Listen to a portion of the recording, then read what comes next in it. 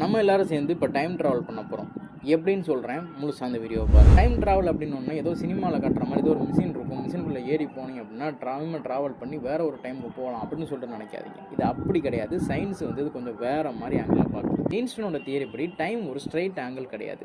Speed அதிகமாகும் போது time slow ஆகும் அப்படின்னு சொல்லிட்டு ஐன்ஸ்டீன் சொல்கிறாரு. ஃபியூச்சருக்கு போகிறது தியரிட்டிக்கலி பாசிபிள், ஆனால் பாஸ்ட்டுக்கு போகிறது அப்படி கிடையாது.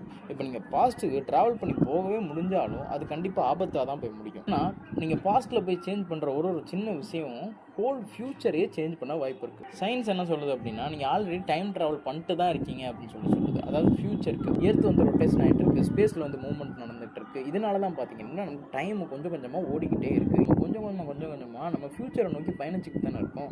இதை தான் டைம் ட்ராவல் அப்படின்னு சொல்லிட்டு சயின்ஸ் சொல்லுது. ஒருவேளை நீங்கள் பாஸ்ட்டுக்கு போகணும் அப்படின்னு நீங்கள் நினச்சிங்க அப்படின்னா அது கொஞ்சம் காம்ப்ளிகேட்டட்.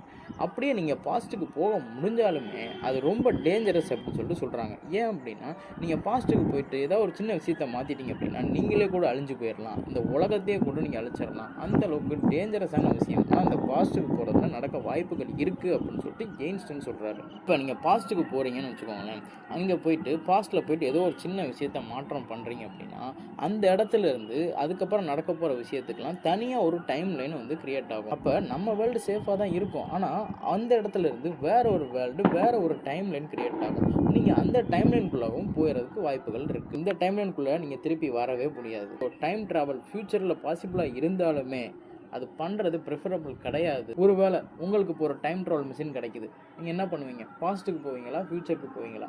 அப்படி போனால் நீங்கள் எதையும் சேஞ்ச் பண்ண நினைப்பீங்களா, இல்லை சும்மா போய் பார்த்துட்டு அப்படியே ஜாலியாக வந்துடலாம் அப்படின்னு சொல்லி நினைப்பீங்களா? எப்படி நீங்கள் அதை ஃபீல் பண்ணுவீங்க அப்படிங்கிறத கமெண்ட்டில் சொல்லுங்கள்.